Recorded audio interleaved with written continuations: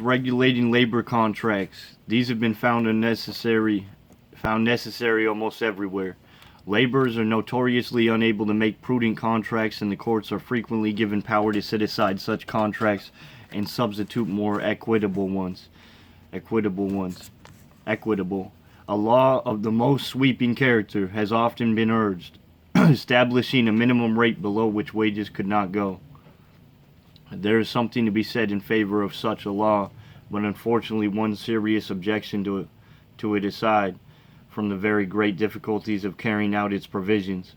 While laws limiting the hours and establishing the conditions of labor all tend to develop and uplift the workman, this simply tends to give him more goods. As we have said, this alone cannot help him. If it resulted in wastefulness or simply an increase of numbers, as might be the case, such a law would enlarge society without benefiting it. It is doubtless better to enact laws affecting the wage earner indirectly, and by making him more intelligent and capable, to try to enable him not only to secure but to profit by a larger income. Laws regulating monopolies and trusts.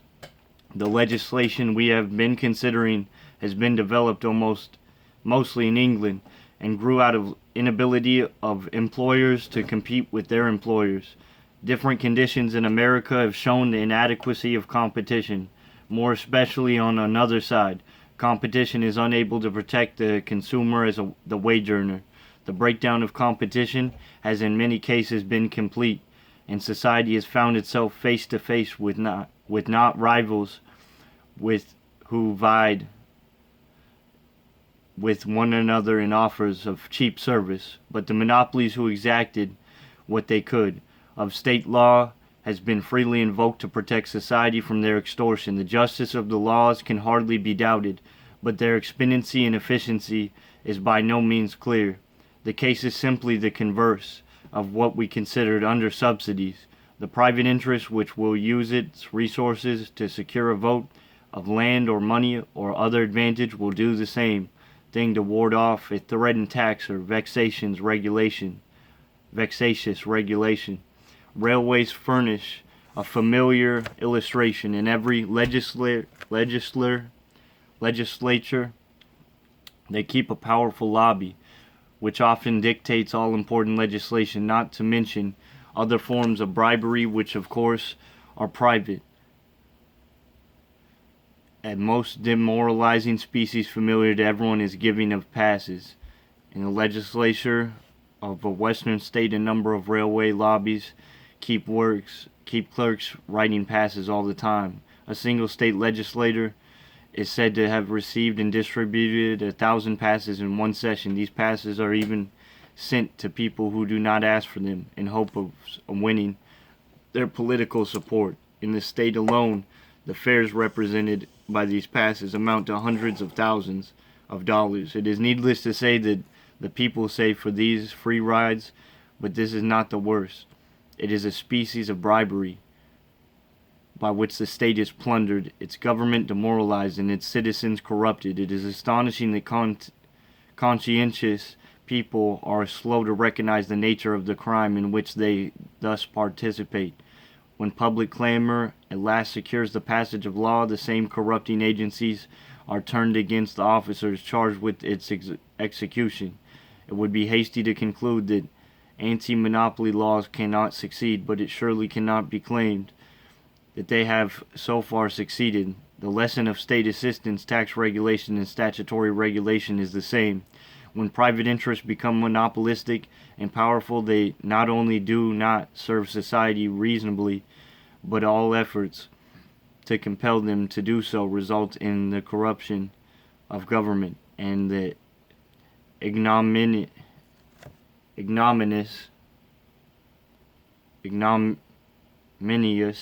failure.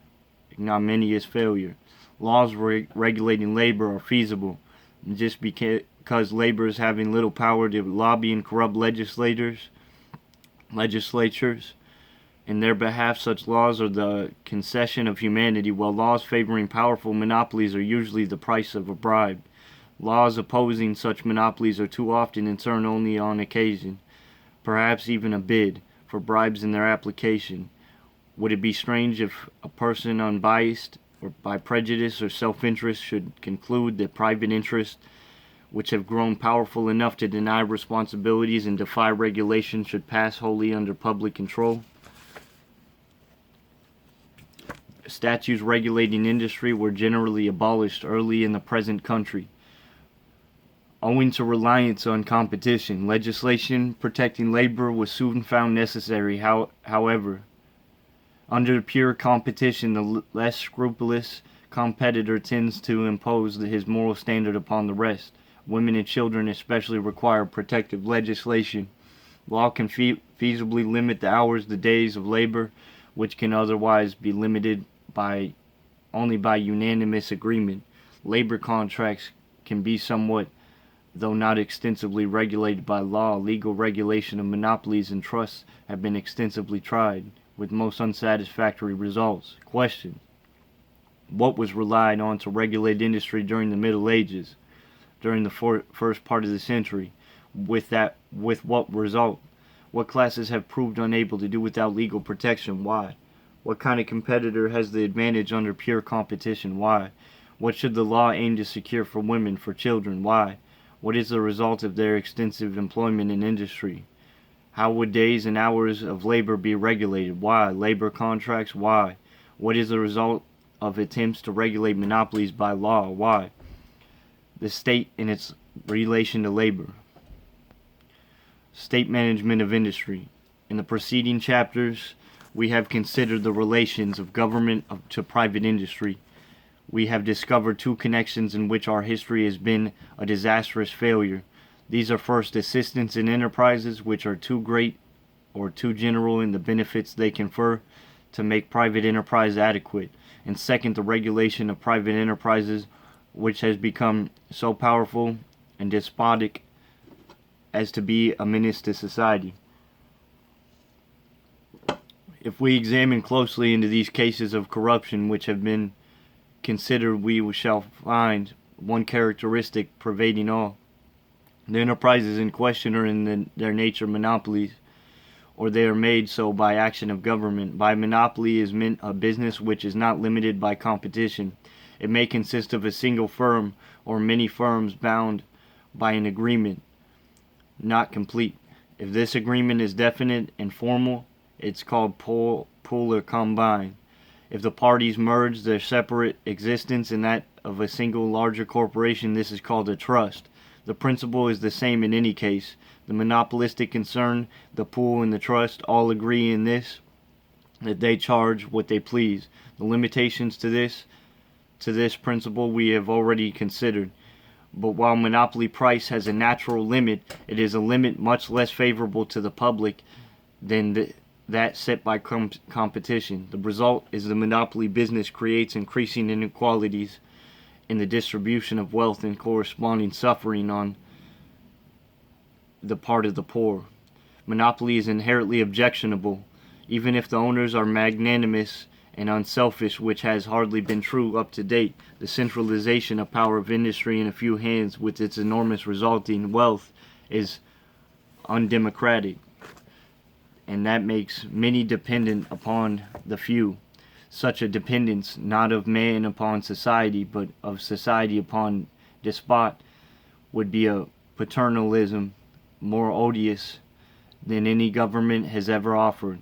The reaction against the medieval system, which we have before considered, was due in no small degree to the monopolies established by royal grant, which were one of the most hateful features. The experience of all past teaches one lesson: private monopolies are intolerable in a free country.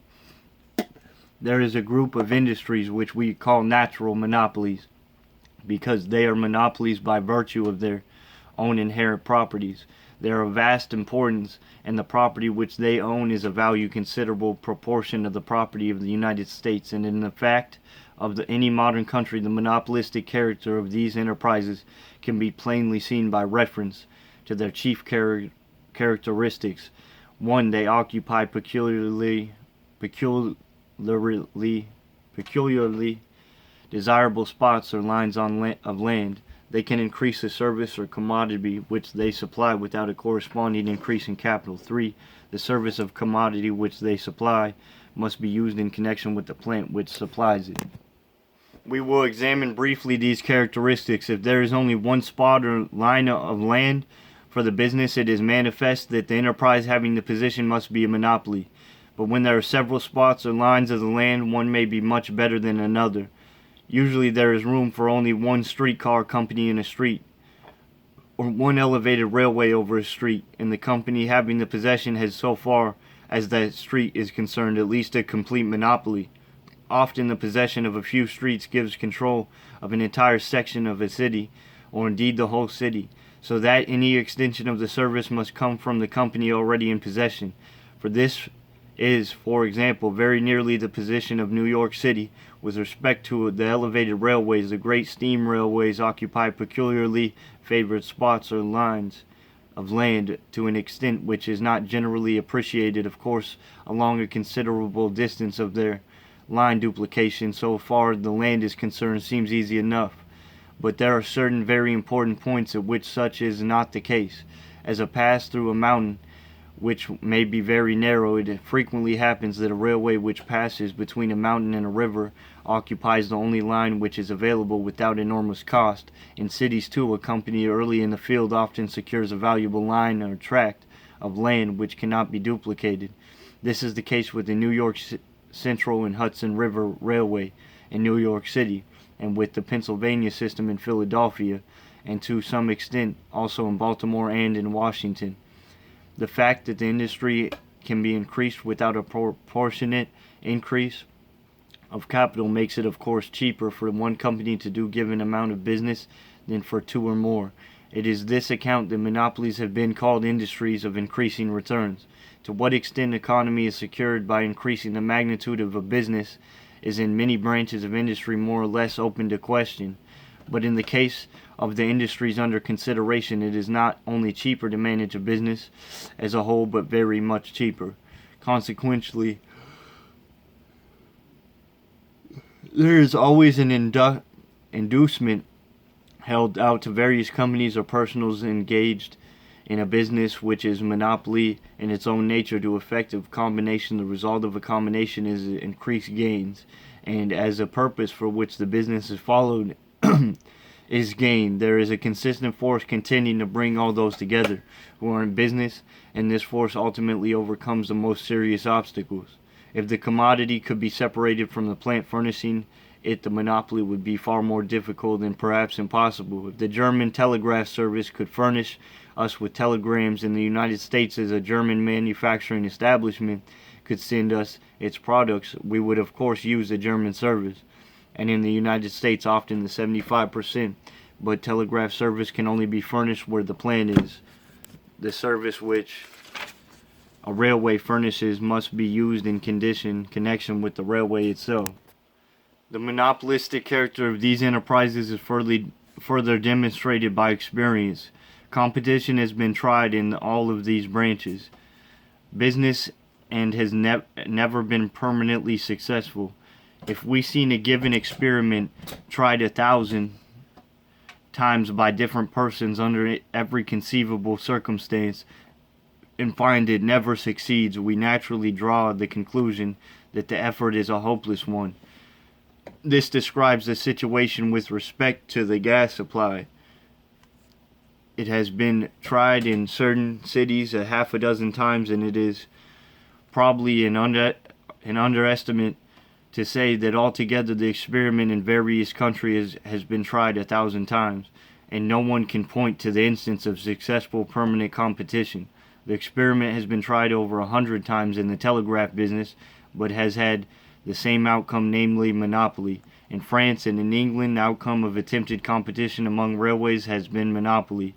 And the reason why many people in the United States still believe the possibility of competition among railways is because the development of the railway business is not yet complete, and it is not generally appreciated to what extent the railway business is conducted even now by agreement.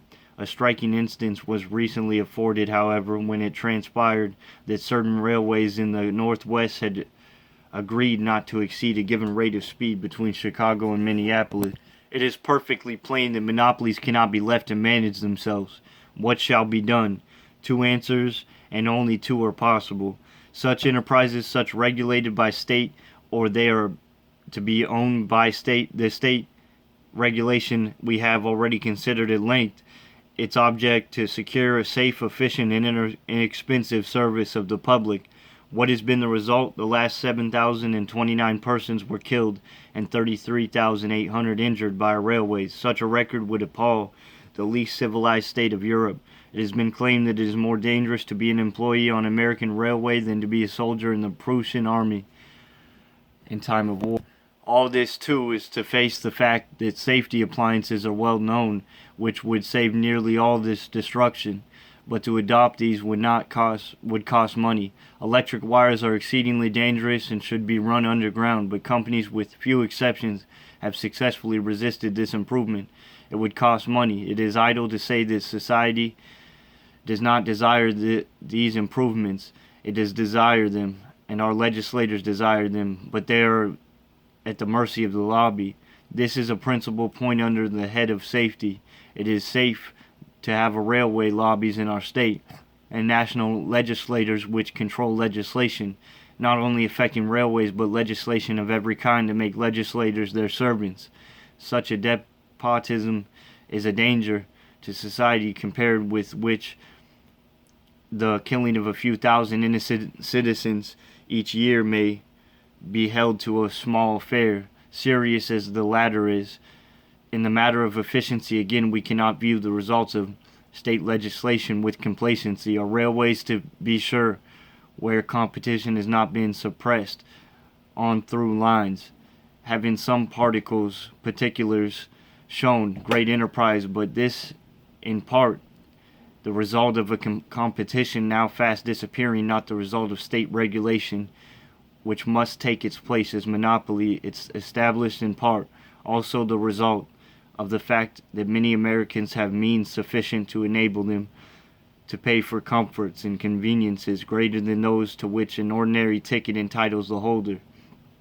And these conveniences and comforts are of special importance where distances are so great as in the United States. A considerable portion of the land and enterprise in American railways is seen the provision of services and accommodations for which an extra charge is made. The telegraph, which has become fully monopolized, has persistently refused to adopt improvements which are continually introduced into the English service. This is an invariable spirit of monopoly. We hear much about destroying private initiative and individual incentive. Private enterprise, when it becomes monopolistic, ceases to be enterprising and cannot be made so by regulation. It is the matter of expense that our judgment of regulated private monopoly must be most service. Our telegraph service costs twice what it ought, and is, of course, less patronized and less serviceable for that reason. Our railway rates are needlessly high. According to the confession of the prominent railways officials, our municipal streetcar service is a scandal and an oppression. Why do we not regulate prices as they should be?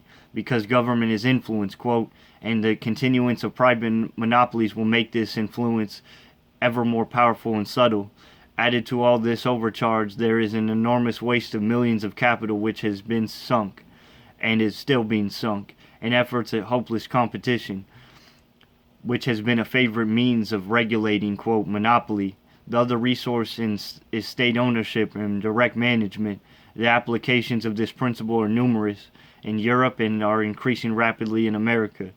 In most countries in Europe, and the state owns the railways and all owns the telegraph. Our cities long ago discovered that the water supply was so essential that it could not be entrusted to private enterprise.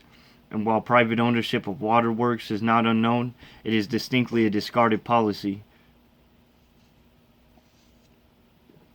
Municipal ownership of lighting plants is rapidly increasing, and municipal ownership of street railways has begun.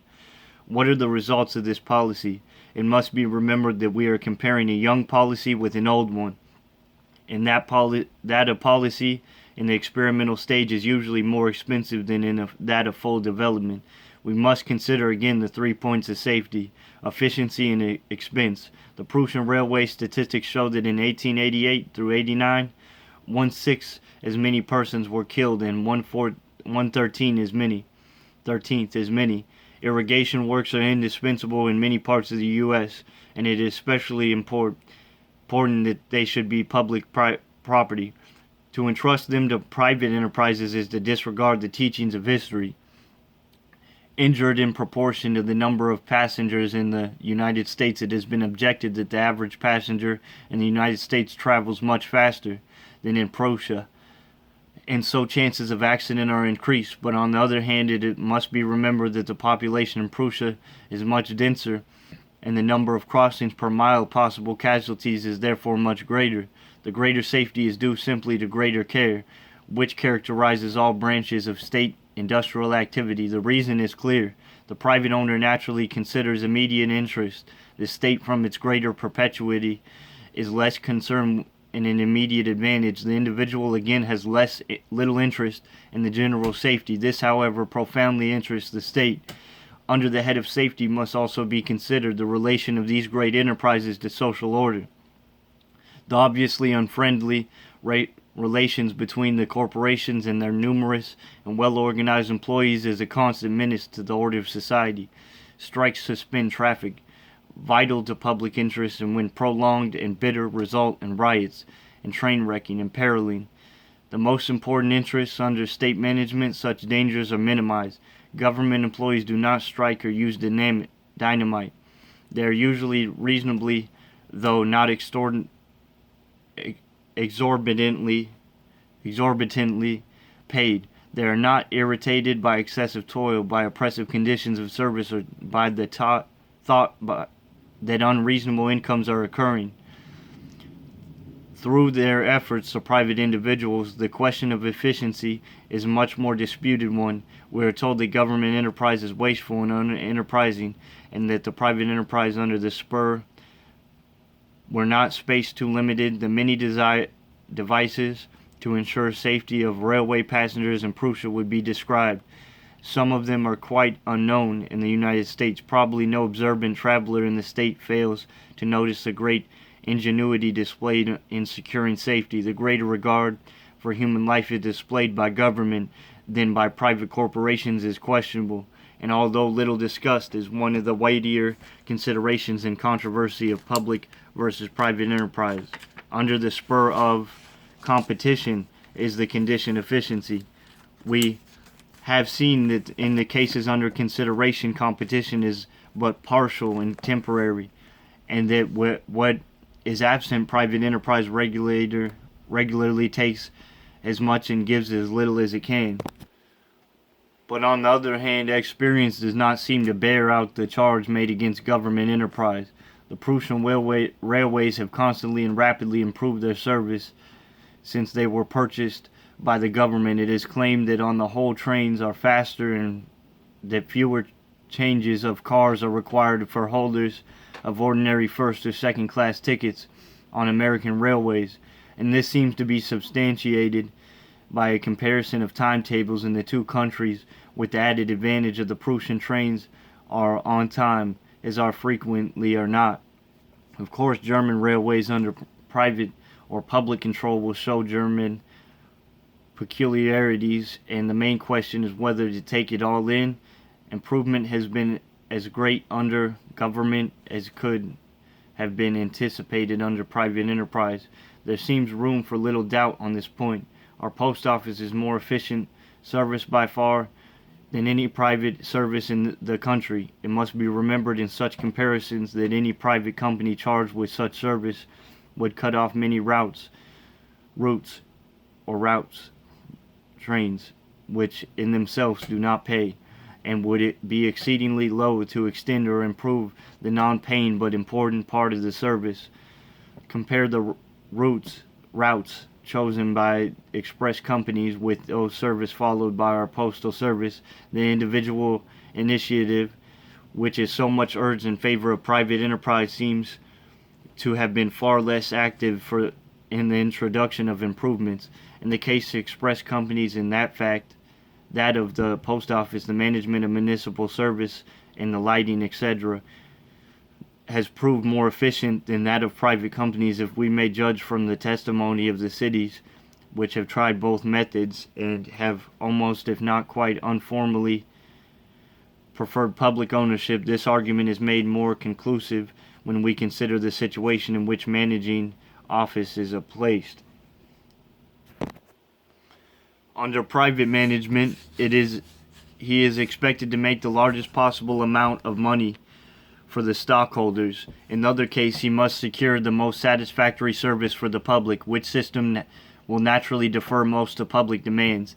As a matter of fact, the prejudice against government management comes largely from experience with mixed enterprises, not with public enterprises. In the matter of expense, we consider only certain cases where both systems have been tried and made comparisons possible. This we find especially in municipal service. In nearly every case on the record in which the two systems have been successfully tried, there has been a saving of expense under public ownership, sometimes a very great saving, in that too, without reduced efficiency. More often, especially in the case of electric lighting plants, municipal ownership has been tried at the outset, and comparisons made with towns similarly situated show an almost invariable advantage, usually very great, in favor of the city plants. It is astonishing how cheaply these services can be rendered when the issue of fictitious stock is prevented and profits are paid only on cost. A committee in Haverhill, Mass. report that in the state 62 cities have been electric light plants under private ownership, pay on an average of $105.13 per year for each lamp of 2,000 candle power. In the same state, 14 cities operate of their own at $55.12 per lamp. In 1892, Kansas City paid $200 per light. Rutland VT paid $280. San Francisco $440.67. Many private companies, of course, work more reasonably. Brown's Directory of American Gas Companies for 1892 reports 224 companies which furnish lamps at an average cost of $102.40, while 39 cities widely distributed, all from which returns could be obtained, furnished their own lamps at average cost, including interest, taxes, and depreciation of $77.68. The lamps in the former case burned on an average of 6 hours, 84 minutes, 6.84 hours, and the latter 7.9 hours per night. Allowing for this difference, public lighting secured a saving of over 30% as compared with private lighting.